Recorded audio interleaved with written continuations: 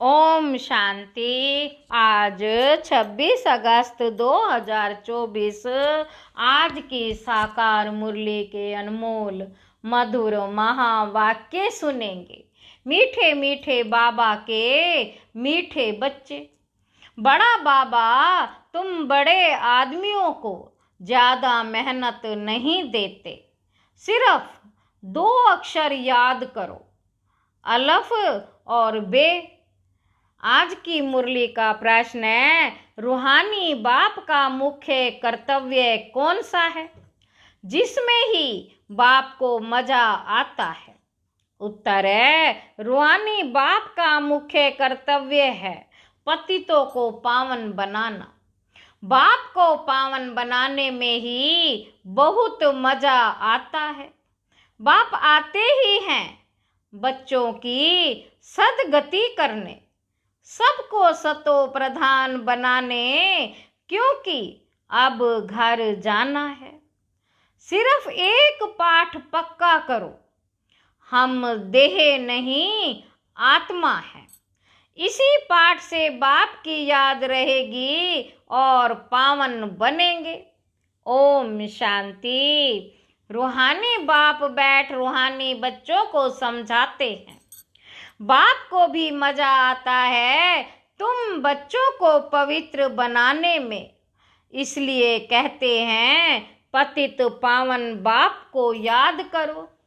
सर्व का सदगति दाता वह एक ही बाप है और कोई है नहीं। यह भी तुम अभी समझते हो कि अब घर जाना है। जरूर पुरुषार्थ ज्यादा करने के लिए बाप कहते हैं याद की यात्रा जरूरी है, याद से ही पावन बनेंगे। फिर है पढ़ाई। पहले अलफ बाप को याद करो, पीछे यह है बादशाही जिसके लिए तुमको डायरेक्शन देते हैं।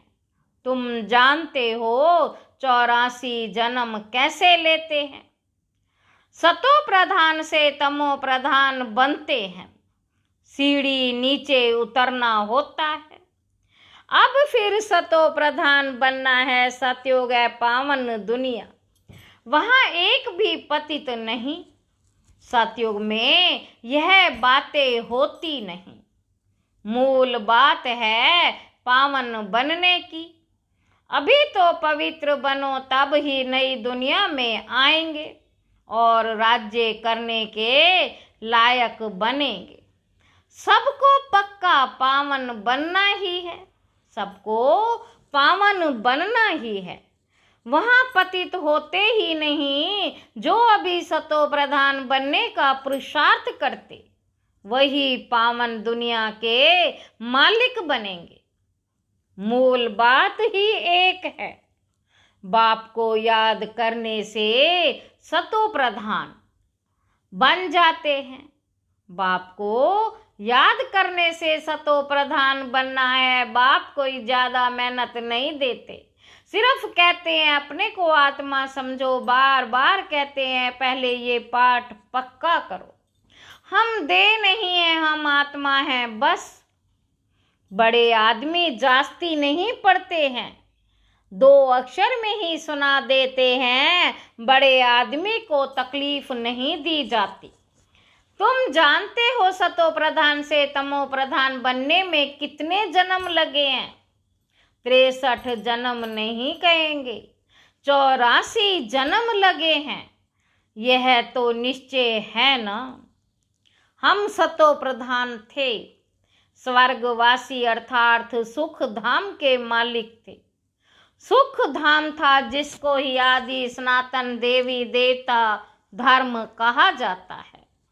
थे वह भी मनुष्य, सिर्फ देवी गुण वाले थे। इस समय है आसुरी गुण वाले मनुष्य। यह तो शास्त्रों में लिख दिया है कि असुरों और देवताओं की युद्ध लगी, तब देवताओं का राज्य स्थापन हुआ। यह तो बाप समझाते हैं। तुम पहले असुर थे, बाप ने आकर ब्राह्मण बनाए, ब्राह्मण से देवता बनाने की युक्ति बताई। बाकी असुरों और देवताओं की लड़ाई की तो बात ही नहीं है। असुरों और देवताओं की लड़ाई की तो बात ही नहीं है। देवताओं के लिए कहा जाता है अहिंसा परमो धर्म। देवता कभी लड़ाई थोड़े ही करते हैं। हिंसा की बात हो ना सके। सतयुग में देवी राज्य में लड़ाई कहाँ से आई? सतयुग के देवता यहाँ आकर असुरों से लड़ेंगे या असुर वहां देवताओं के पास जाकर लड़ेंगे? हो नहीं सकता। यह है पुरानी दुनिया, वह नई दुनिया, फिर लड़ाई कैसे हो सकती है? भक्ति मार्ग में तो मनुष्य जो सुनते हैं, भक्ति मार्ग में मनुष्य जो सुनते हैं, वह सत सत करते रहते। कोई की बुद्धि नहीं चलती है, बिल्कुल ही पत्थर बुद्धि है। कलयुग में पत्थर बुद्धि, सतयुग में पारस बुद्धि होते हैं। राज्य ही है पारसनाथ का। यहाँ तो राज्य है नहीं। द्वापर के राज्य भी अपवित्र थे। रतन जड़ित ताज था, लाइट का नहीं, अर्थात पवित्रता नहीं थी। वहाँ सब पवित्र थे। इसका मतलब ये नहीं कि लाइट कोई ऐसे ऊपर खड़ी रहती है, नहीं। चित्र में पवित्रता की निशानी लाइट दिखाई है। इस समय तुम भी पवित्र बनते हो। तुम्हारी लाइट कहाँ है यह तुम जानते हो। बाप से योग रख पवित्र बनते हैं। बाबा कहते वहां विकार का नाम नहीं। विकारी रावण राज्य ही खत्म हो जाता है। यहाँ रावण दिखाते हैं ये सिद्ध करने के लिए कि अभी रावण राज्य है। रावण को हर वर्ष जलाते हैं परंतु जलता ही नहीं। तुम उन पर विजय पाते हो, फिर यह रावण होगा ही नहीं। तुम हो अहिंसक, तुम्हारी विजय योग बल से होती है। याग की यात्रा से तुम्हारे जन्म जन्मांतर के सब विकर्म विनाश होने हैं। जन्म जन्मांतर अर्थात कब से? विकर्म कब शुरू होते हैं? पहले पहले तो तुम आदि सनातन देवी देवता धर्म वाले ही आए हो। सूर्यवंशी फिर चंद्रवंशी में 2 कला कम हो जाती है।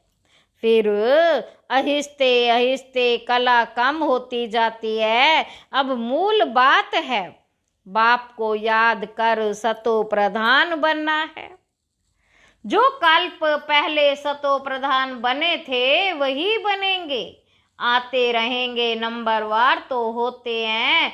फिर ड्रामा अनुसार जब आएंगे तो भी नंबरवार ऐसे ही आएंगे, आकर जन्म लेंगे। ड्रामा कितना विचित्र बना हुआ है, इसको जानने के लिए भी समझ चाहिए। जैसे तुम नीचे उतरे हो, अब फिर चढ़ना है। नंबरवार ही पास होंगे, फिर नंबरवार नीचे आएंगे।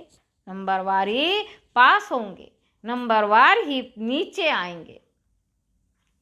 नंबरवार ही पास होंगे, नंबरवार नीचे आएंगे। तुम्हारी अहम ऑब्जेक्ट है सतो प्रधान बनने की। सब तो फुल पास नहीं होते हैं 100 मार्क्स में से, फिर कम कम होते जाते हैं। इसलिए बहुत पुरुषार्थ करना है। इस पुरुषार्थ में ही फेल होते हैं। सर्विस करना तो सहज है। म्यूजियम में तुम किस रीति समझाते हो उससे हर एक की पढ़ाई का मालूम पड़ जाता। हैंड टीचर देखेगा, हेड टीचर देखेगा कि यह ठीक नहीं समझाते हैं तो खुद जाकर समझाएंगे, आकर मदद करेंगे। 1-2 गार्ड रखे जाते हैं जो देखते हैं यह ठीक समझाते हैं। बाबा कहते कोई कुछ पूछता है तो मूंझ तो नहीं जाते हो। ये भी समझते हैं सेंटर की सर्विस से प्रदर्शनी की सर्विस अच्छी होती है, प्रदर्शनी से म्यूजियम में अच्छी होती है। म्यूजियम में शो करते हैं अच्छी तरह से, फिर जो देख कर जाते औरों को सुनाते रहेंगे। यह तो पिछाड़ी तक चलता रहेगा। बाबा कहते ये गॉड फादरली वर्ड यूनिवर्सिटी अक्षर अच्छा है, इसमें मनुष्य का तो नाम ही नहीं, इनका उद्घाटन कौन करता है? बाप ने कहा तुम बड़े आदमी से उद्घाटन कराते हो तो बड़े का नाम सुनकर बहुत आते हैं, एक के पिछाड़ी ढेर आ जाएंगे, इसलिए बाबा ने दिल्ली में लिखा कि बड़े बड़े आदमियों की जो ओपिनियन है वह छपाओ, तो मनुष्य देख कर कहेंगे इनके पास इतने बड़े बड़े आदमी जाते हैं, यह तो बहुत अच्छा ओपिनियन देते हैं, यह तो छापना अच्छा है, इसमें और तो कोई जादू आदि की बात ही नहीं। इसलिए बाबा लिखते रहते ओपिनियन का किताब बनाना चाहिए, यहाँ भी बांटना चाहिए। गाया जाता है झूठी काया झूठी माया, झूठा सब संसार, इसमें सब आ जाते। बहुत हैं जो कहते हैं ये रावण राज्य राक्षस राज्य, पहले तो जिनका राज्य है उनका ख्याल आना चाहिए। कहते हैं हम पतितों को पावन बनाओ, तो पतित पने से सब कुछ आ गया, पतित पने में सब कुछ आ गया। सब कहते हैं पतित पावन, तो जरूर पतित ठहरे ना। बाबा कहते तुमने ये चित्र भी राइट बनाया है कि पतित पावन परम पिता परमात्मा है या सब नदी नाले। अमृतसर में भी तालाब है, पानी सारा मैला हो जाता, उसको वो लोग अमृत का तालाब समझते, उसको वो लोग अमृत का तालाब समझते हैं। बड़े बड़े राजे लोग अमृत समझ तालाब साफ करते हैं, इसलिए नाम ही रखा है अमृतसर। सब अमृत जो गंगा जी को भी कहते, पानी इतना गंदा हो जाता बात मत पूछो। बाबा का इन नदियों आदि में स्नान किया हुआ है, बहुत गंदा पानी होता है, फिर मिट्टी उठाकर लगाते हैं। बाबा अनुभवी है ना, शरीर भी पुराना अनुभवी लिया है, इन जैसा अनुभवी कोई होगा नहीं। बड़े बड़े वाइसराय किंग्स आदि से भी मुलाकात करने का अनुभव था। ज्वार बाजरी भी बेचते थे, बस 4-6 आना कमाया तो खुश हो जाते थे बचपन में। अब तो देखो कहाँ चले गए, गावड़े का छोरा फिर क्या बनते हैं।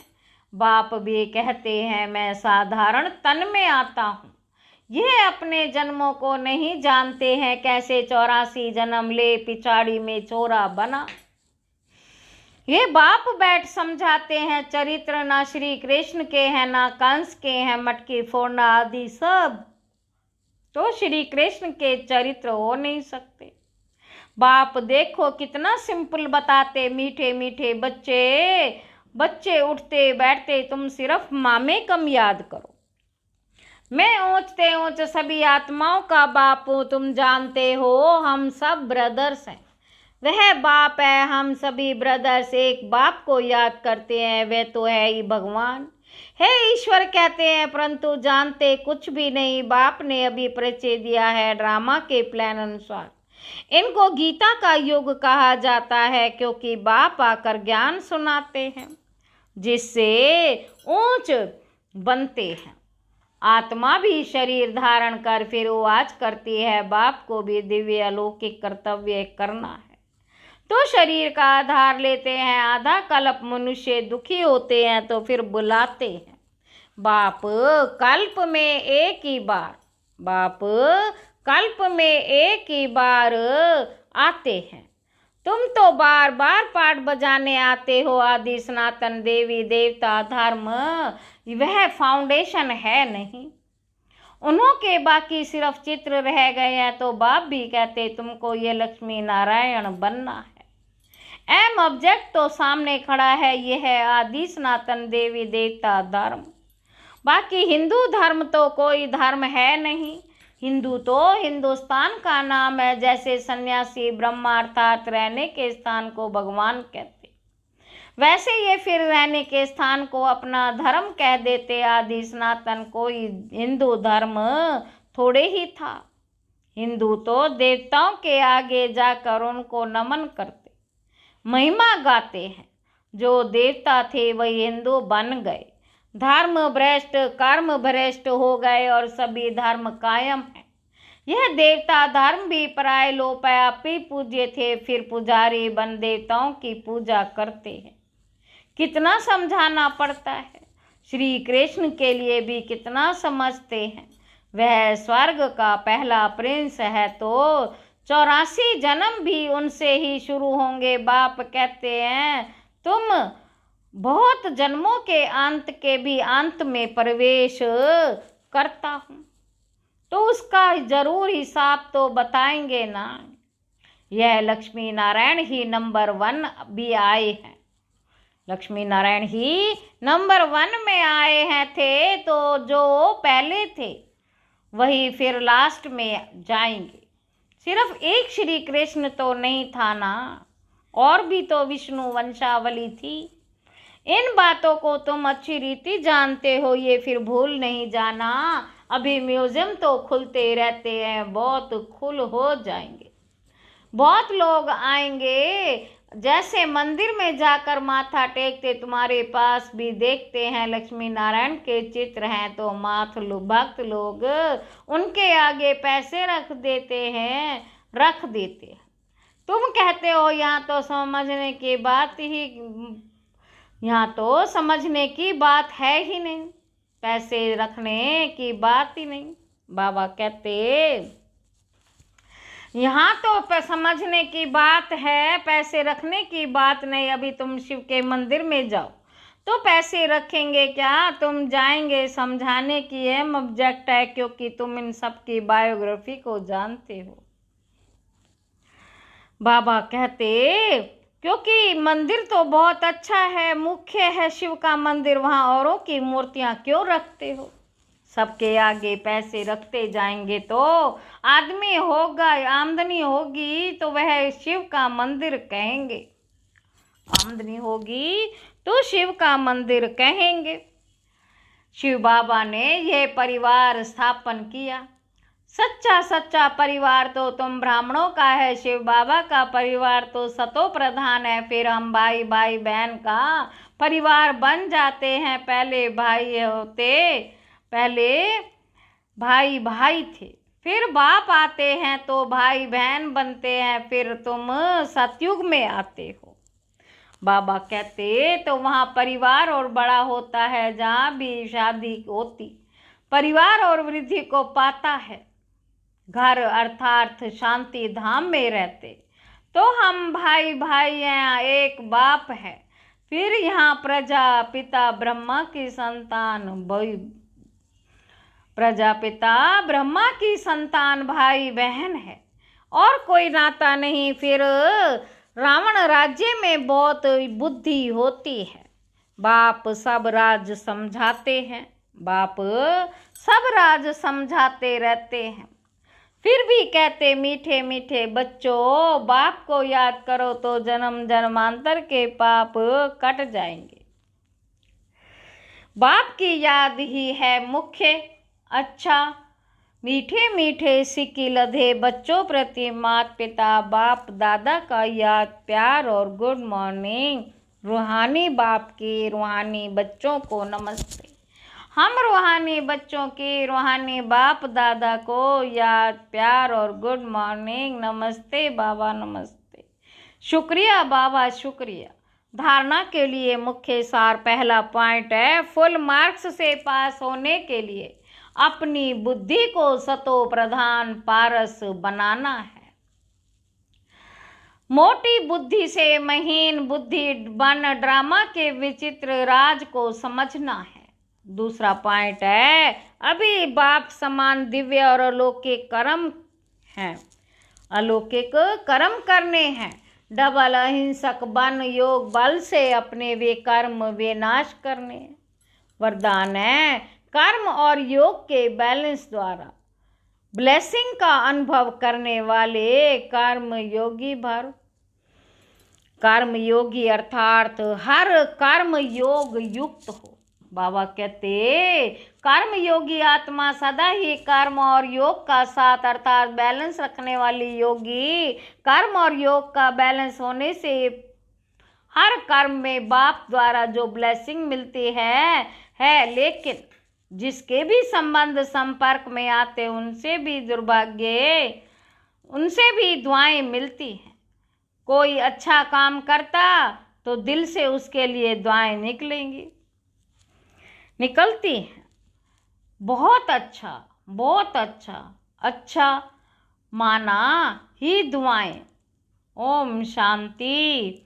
स्लोगन है, सेकंड में संकल्पों को स्टॉप करने का अभ्यास ही, सेकंड में संकल्पों को स्टॉप करने का अभ्यास ही कर्मातीत अवस्था के समीप लाएगा। अच्छा, ओम शांति।